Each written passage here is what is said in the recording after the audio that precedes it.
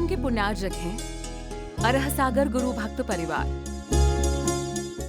लुकमान हकीम एक सदाचारी व्यक्ति हुए। वह एक ऐसे संत के रूप में हुए जिनसे लोगों ने प्रेरणा पाई और प्रेरणा पाकर के अपने जीवन को सदाचारी बनाने का प्रयत्न किया। अच्छाइयाँ सभी जगह आदर को प्राप्त होती हैं, सम्मान को पाती हैं। हर व्यक्ति अपने जीवन को महान और सुंदर बनाना चाहता है। अच्छा व्यक्ति हमेशा अच्छाइयों की खोज में लगा रहता है। उसको जहां भी कुछ मिले, अच्छा मिले, सुंदर मिले, वहां वो ग्रहण करने की कोशिश करता है और ग्रहण करता भी है। तो लुकमान हकीम जब मरणासन अवस्था में थे, उन्होंने अपने बेटे को सब कुछ अच्छी अच्छी चीजें या शिक्षाएं सब कुछ जो कुछ देना था सो दे दिया। लेकिन जब वो अंतिम श्वासों को गिन रहे थे, यानी मरणासन के समय वो अंतिम क्षण चल रहा था उनका, तो उनके बेटे ने आकर के पास में बैठकर के पूछा कि पिताजी, यदि और कुछ अच्छी चीज हो तो अंतिम क्षणों में मेरे को देकर के जाओ। वैसे तो सबको दे दिया था। हर बेटे का पिता चाहता है कि हम अपने बेटे को सब कुछ अच्छा अच्छा देकर के जाएं, ताकि हमारी आने वाली संतति या पीढ़ी कहीं परेशान ना हो। ऐसे ही उन्होंने किया। अपने बेटे को सब कुछ शिक्षा जो कुछ देना थी, जो अच्छाइयाँ देना थी, जो कुछ सिखाना था, सब कुछ सिखा दिया। फिर भी बेटों के अंदर एक भाव रहता है कि पिताजी अब जा तो रहे हैं, लेकिन और कुछ अच्छा हो तो हमें शिक्षा के रूप में देकर के जाएं। तो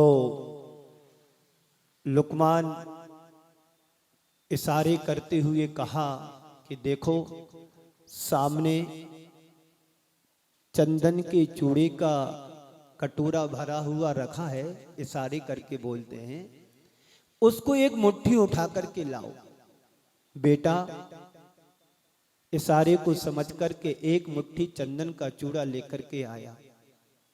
फिर पुनः इशारा किया कि जब देखो, बाजू में कोयले की एक टोकनी भरी हुई रखी है, उसमें से एक मुट्ठी कोयला लेकर के आओ। इशारे समझ करके एक मुट्ठी में चंदन का बुरादा लेकर के आया है, दूसरी मुट्ठी में कोयले का बुरादा लेकर के आया है। और पिताजी ने देखा कि इशारा समझ गया है, और फिर इशारा किया कि दोनों को बाहर फेंक करके आओ। बेटा समझदार था, दोनों हाथों की मुट्ठी को खाली करके बाहर से आ गया। फिर पिताजी ने पूछा कि देखो तुम्हारे हाथ में क्या है। बात समझ में नहीं आई। पुनः कहा कि देखो तुम्हारे हाथ में क्या है। तो बेटा देखता क्या है कि एक हाथ से चंदन की खुशबू आ रही है और दूसरे हाथ में कालीमा कारोंच लगी हुई है। समझाते हुए कहा कि देखो, संसार में इसी तरह दो तरह के व्यक्ति रहते हैं। एक व्यक्ति वो है कि चंदन की तरह अपनी खुशबू को हमेशा सदैव लुटाते रहते हैं, महक को फैलाते रहते हैं। दूसरे वो लोग हैं जो कोयले की तरह अपना जीवन तो काला किए हुए हैं, लेकिन जो व्यक्ति उनके संपर्क में आता है वह भी कुछ ना कुछ दाग धब्बा लेकर के जाता है। लुकमान अंतिम समय में चल रहे थे, पर जाते जाते हमें एक ऐसा संदेश और मैसेज देकर के गए हैं कि संसार में यदि जिसके साथ हम रहते हैं, अच्छे लोगों के साथ यदि हम रहते हैं, जाने के बाद भी वो अपनी अच्छाइयाँ छोड़ करके जाते हैं। और कुछ लोग ऐसे होते हैं कि जो बुराइयों के साथ जीते हैं, और जाने के बाद भी उनके दाग और धब्बे और बुराइयां हमारे साथ छोड़ करके चले जाते हैं। संगति व्यक्ति को आसमान तक ले जाती है, तो संगति ही व्यक्ति को धरातल पर भी उतार देती है। अच्छी संगति अच्छे लोगों की संगति यदि व्यक्ति करता है तो अपने जीवन में विकास कर लेता है, और यदि बुरे लोगों की व्यक्ति संगति करता है तो अपना पतन निश्चित कर लेता है, पतन होता ही होता है। हमें अब तय करना है कि मुझे अच्छे लोगों की संगति करना है कि मुझे बुरे लोगों की संगति करना है। तुम्हारे सामने दो चीजें हैं, एक अच्छाई है, दूसरी बुराई है। आप अच्छाई को पसंद करोगे कि बुराई को पसंद करोगे? बोलिए, तुम्हारे पास दोनों चीजें हैं, एक अच्छाई है, दूसरी बुराई है। आप किसको पसंद करेंगे? अच्छाई को पसंद करोगे कि बुराइयों को तुम अपने जीवन में उतारना पसंद करोगे? आप तो कहें कि महाराज श्री मैं अच्छाई को ही पसंद करूंगा, बुराई को क्यों पसंद करूंगा? बुराई से हमारे जीवन में कलंक लगता है और अच्छाइयों से हमारे जीवन में उत्कर्ष को प्राप्त करने का सौभाग्य प्राप्त होता है। अच्छाई हमेशा सर्वत्र आदरणीय और सम्मान को प्राप्त होती है, और बुराई जहां पर होती है शब्द अनादर को प्राप्त होती है। आप अनादर चाहते हैं कि आदर? बोलो, आदर चाहते हैं, सम्मान चाहते हैं, अच्छाई चाहते हैं। तो संत कहते हैं यदि तुम अपने जीवन को अच्छा बनाना चाहते हो तो अच्छाइयों का हमेशा साथ दो, अच्छाई को हमेशा लेकर के चलो, और बुराई को लेकर के चलोगे तुम्हारा जीवन बर्बाद होगा, तुम्हारा जीवन कलंकित होगा। अच्छाई चंदन की तरह होती है, बुराई कोयले की तरह होती है।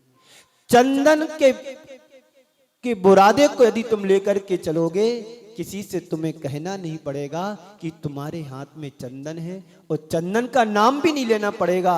जहां से भी तुम जाओगे, निकलोगे, गुजरोगे, वहां तुम अपनी महक और सुगंधी को फैलाते हुए चले जाओगे। और बुराई भी कहने की जरूरत नहीं है, तुम्हारे आचार और विचार से व्यक्ति समझ जाता है कि सामने वाला व्यक्ति कितना अच्छा है कि बुरा है।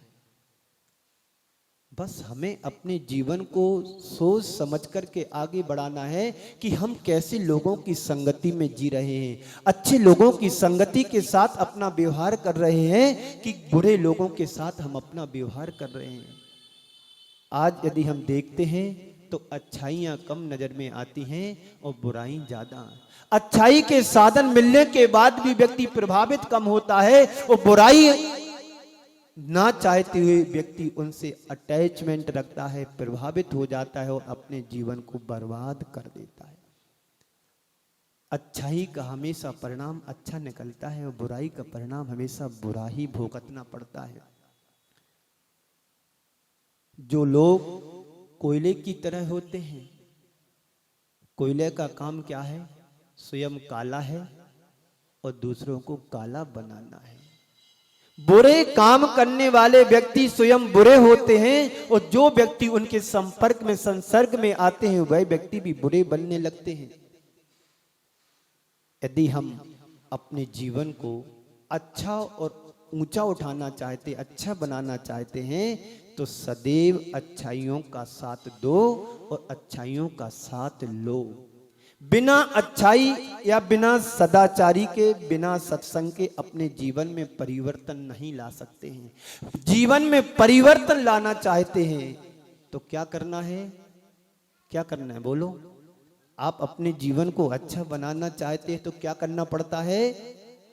अच्छाइयों का साथ देना पड़ता है और अच्छाइयों का साथ लेना पड़ता है। बिना अच्छाई के, बिना सदाचारी के, बिना सत्संग के जीवन का कभी उद्धार नहीं होने वाला है। जब भी तुम्हारे जीवन का उद्धार और कल्याण होगा, उत्कर्ष होगा, तब साधु सत्संगति से ही होगा। सुबह का भोला यदि शाम को घर आ जाता है तो भोला नहीं माना जाता है। ऐसे तुमने कभी यदि जीवन में किसी साधु सत्संग का सत्संग किया होगा, साधु संतों का, आज तुम विस्मृत भी कर दोगे, उसके लिए संगति छोड़ भी दोगे। जब कभी तुम्हें साधु संतों का दर्शन होगा तो तुम्हें वो संस्कार स्मृति में आ जाएंगे, उभर करके आ जाएंगे कि हमने कभी साधु संगति की थी, आज वो जीवन में उदय में आया है, पुनः साधु संग सत्संग का हमें लाभ हो रहा है। अब इसको पाकर के हमें अपने जीवन को धन्य करना है।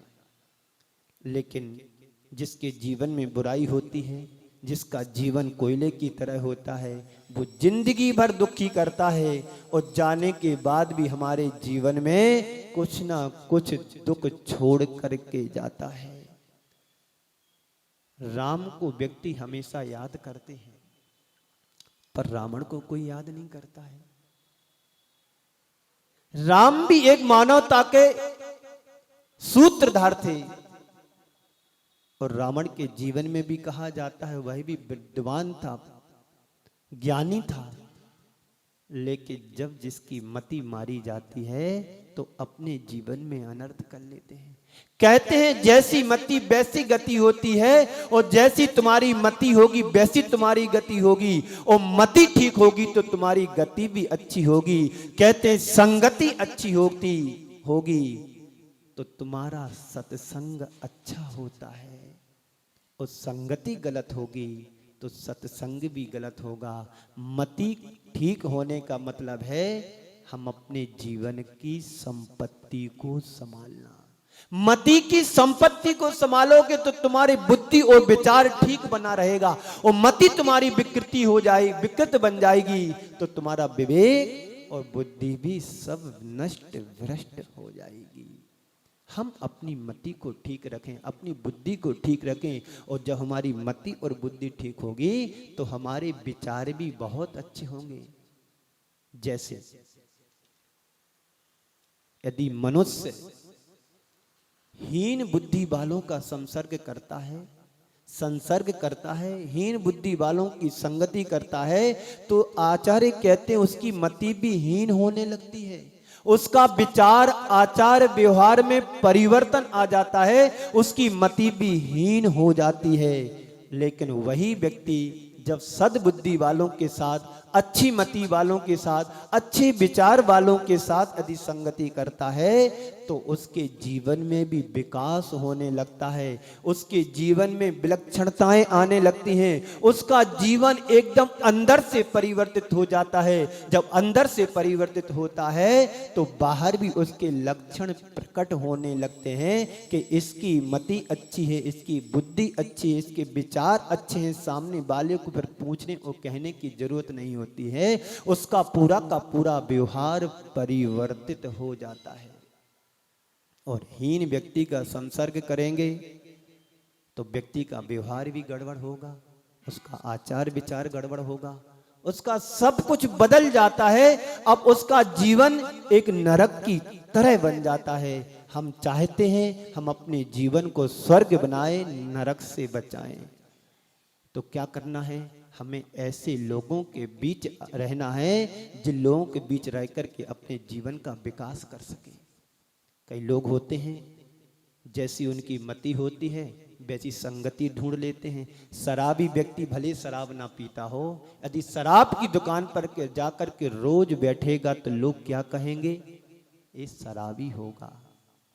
भले वो शराब नहीं पीता है पर ऐसे लोगों के साथ रह कर के संगति उसने बना ली, जाकर के रोज उसके साथ उठते बैठते हैं, खाते पीते कुछ नहीं है, पर लोगों को देखने में तो यही लगेगा ये शराब पीता होगा। तो ऐसे यदि हम अच्छे लोगों के साथ रहें तो लोग यही कहेंगे ये सज्जन पुरुष है, ये बहुत अच्छा श्रावक है, बहुत अच्छा व्यक्ति है, रोज मंदिर आता है, रोज पूजन करता है, रोज पाठ करता है, रोज साधु संगति में रहता है, तो लोग उसको क्या कहेंगे? भले उसका अंदर से नेचर कैसा ही बने, पर यही कहेंगे ये अच्छा व्यक्ति है, डेली मंदिर अभिषेक कलश पूजन करता है। मैंने तो देखा है कि सभा में भी बैठता है, हम उसके बारे में गलत सुन ही नहीं सकते। ये किसका प्रभाव है? संगति का प्रभाव। किसका प्रभाव है?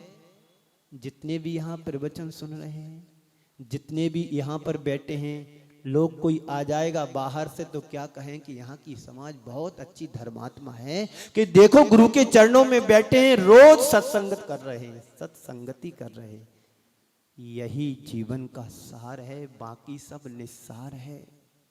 कुरल काव्य में कहा है, जैसे पानी अपना गुण बदल देता है, जैसी धरती पर बहता है, जैसे जल अपने गुणों को बदल देता है, जैसी धरती पर वो बहता है उसमें वैसे ही गुण आ जाते हैं। उसी प्रकार मनुष्य जैसी संगति में रहता है उसमें वैसे गुण विद्वान होने लगते हैं, प्रकट होने लगते हैं। नदी में बहने वाला पानी शुद्ध माना जाता है और नाली में बहने वाला पानी अशुद्ध माना जाता है।